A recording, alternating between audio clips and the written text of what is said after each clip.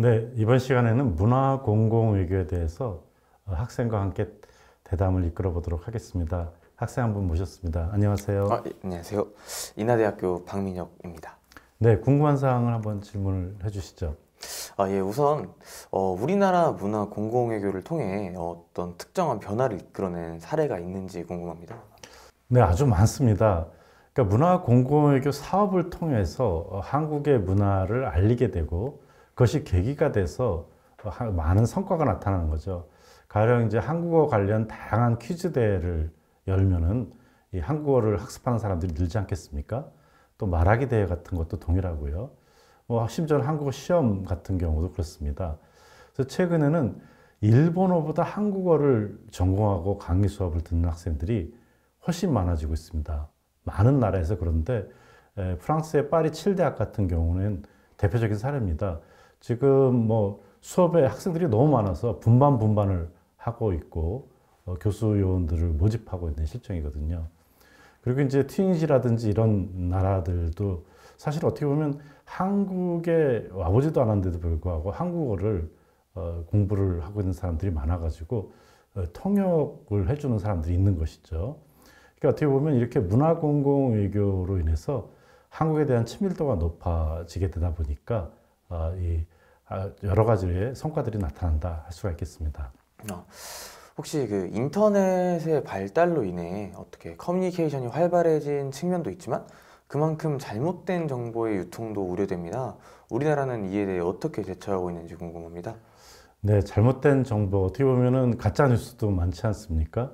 그러니까 이것은 이제 지식 공공외교와도 연관되는 문제라고 할 수가 있겠죠.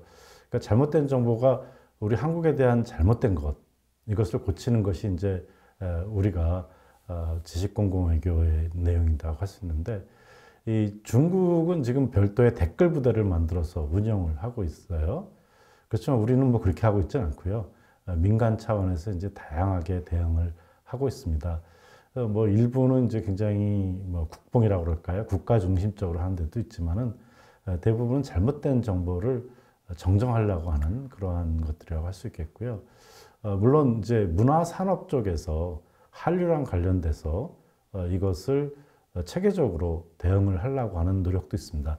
정부의 노력도 있고 민간의 노력도 있는데, 중요한 점은 그것이 지금은 아직까지는 한국에 대한 정보가 모자라고 있다. 파이가 좀 작다고 생각하는 거죠. 그러니까 확산하는 데 좀 더 중점을 두고 있고 좀 더 이 고치고 가짜뉴스에 대한 것은 부수적이다, 이렇게 얘기할 수도 있겠습니다. 앞서 선전과 공공외교는 목적성, 비목적성으로 구분된다고 하셨습니다. 하지만 공공외교도 국가 브랜드의 성장이라는 목적을 가지고 있다고 느껴지는데, 그렇다면 같은 개념이 아닐까 싶은데요. 네, 역사를 우리가 보면은 선전에 대한 부분은 좀 더 냉전 시대라고 그럴까요? 그런 쪽이 이제 강했고, 탈냉전 시대에 들어오면서 좀 더 세련됐다고도 얘기할 수 있겠고, 공공외교에 있어서 간접적 선전이라고도 할 수가 있겠죠. 이 공공외교랑 관련돼서 우리가 이제 문화 교류, 문화 정책, 문화 산업 이런 논쟁들이 있다고 이제 배웠는데요. 그랬을 때 이 공공외교는 어떻게 보면 수단에 있어서 간접적이면서 좀 더 장기적이다, 이렇게 얘기를 할 수가 있습니다. 그래서 영국에서 이 문화 공공외교의 효용성에 대해서 조사를 했습니다. 원래 영국은 이 문화 공공외교 이런 말을 좋아하지 않죠. 그랬는데 보니까 문화 공공외교가 선전보다는 효율적이더라, 이런 결과가 나온 겁니다. 그리고 이제 두 차례 조사에서 나왔기 때문에 영국도 이제 문화 공공외교를 좀 더 강조를 하고 있는 추세라고 할 수 있고요. 우리가 이제 이런 것을 볼 때 간접적이라는 것을 우리 광고에서도 볼 수 있어요. 우리 물건 사 이게 아니라 어떤 그 기업이 사회적 기여하고 있다는 것을 부드럽게 얘기를 하면서 가치를 강조하죠. 이런 기업에서 만든 제품이니까 좋겠다, 이렇게 생각을 하면 사게 된다는 거죠. 그러니까 좀 더 세련된 거라고 할 수가 있겠습니다. 그러니까 이 광고에 있어서도 이 브랜드에 대한 신뢰가 구매로 이어지는 것처럼 국가 브랜드가 높여지면은 사실상 공공외교적인 목적도 달성되는 것이 아니냐, 이렇게 생각하기 때문에 좀 더 간접적인 선전이다 이렇게 얘기할 수 있겠죠. 혹시 우리나라에 공공외교를 추진하는 비정부 기구가 있나요? 네, 맞습니다. 그래서 이걸 아예 민간 외교단체 커뮤니티라고 해서 홈페이지까지 있습니다. 물론 이건 이제 외교부에서 만들어준 홈페이지죠. 그래서 이 홈페이지 이 주소를 뭐 한번 보면요. 이렇게 돼 있는데 여기 첫 페이지에 나온 것만 봐도 사단법인도 있고 재단법인도 있고 비영리 민간단체도 있고 공익법인도 있고 사회적 협동조합도 있고 지금 이제 만약에 이 강의를 들으신 분들이 외국인인 분들이시면 이 말이 무슨 말인가 이렇게 생각하실 수도 있겠습니다. 그렇지만 어쨌든 다양한 형태의 조직으로서 있다는 거죠. 또 다양한 쟁점들의 단체들이 있습니다. 그러니까 우리가 뭐 공공외교를 한다고 하지만은 공공외교에서도 뭐 동해, 독도 뭐 이런 것들도 있을 수 있고요. 또는 특정 국가, 중국과의 공공외교를 위한 뭐 한러 대화 같은 건 러시아와 특정 국가에 대한 것이죠. 또 기후 문제, 일반적인 문제, 환경 문제에 대한 공공외교 민간단체들도 있습니다. 그러니까 이 민간단체들은 꼭 한국적인 거라기보다 기후 환경에 대한 것을 하면서 한국이 그만큼 뭐 기후 문제에 있어서 기여를 하고 있다 하는 것에 대한 얘기를 하는 것이죠. 그래서 다양한 형태로 지금 민간단체들이 하고 있다. 그리고 지금 늘고 있다 이렇게 얘기할 수가 있겠습니다. 최근 한중 수교 30주년 기념 행사가 어떤 우리나라와 중국의 외교, 안보, 경제적 문제에 의해 많이 위축되었다고 들었습니다. 이는 하드 파워에 의해서 소프트 파워가 많이 영향을 받는 모습으로 보이는데 이 상하 관계에 있다고 봐야 하는지 궁금합니다. 네, 어느 정도는 그렇습니다. 이 한중 수교가 1992년도 8월에 있었고요. 2022년 8월이 이제 30주년이 됐는데요. 사실 30주년이면 엄청나게 크게 계기적 사업이라는 것을 해야 되는데 이번에 그렇게 크게 하질 않았습니다. 그것은 이제 아무래도 우리가 이제 4주에 배우는 한류와 문화 충돌에서 이제 자세하게 다루게 되는데 중국의 문화 정책, 문화 공공외교와 한국의 문화 정책, 한국의 공공외교가 충돌한 겁니다. 그리고 이제 한국과 중국이 자국의 역사 문화에 대한 가치를 가지고 있고 이것에 대한 시각이 충돌한 겁니다. 물론 자세하게 말씀드리긴 좀 어렵습니다만 예를 들어서 이 강릉 단오제라고 하는 것이 유네스코에 등재가 됐습니다. 또 중국 단오절도 유네스코에 등재가 됐습니다. 그러니까 어떻게 보면은 이 두 가지가 다름에도 불구하고 충돌이 된 것인데요. 이면이 단순하게 이제 국력에 의한 군사력에 의한 하드파워적 요소뿐만 아니라 문화적 차원에서도 문제가 된다 이렇게 얘기할 수가 있겠습니다. 정부 주도의 사업을 보면 많은 사업을 다양한 국가를 대상으로 진행하고 있는데 이를 진행하기 위한 충분한 예산을 가지고 효과성 있게 하고 있는지 궁금합니다. 네, 우리가 공공외교가 정부 주도로 현재 진행되고 있는 것이 맞습니다.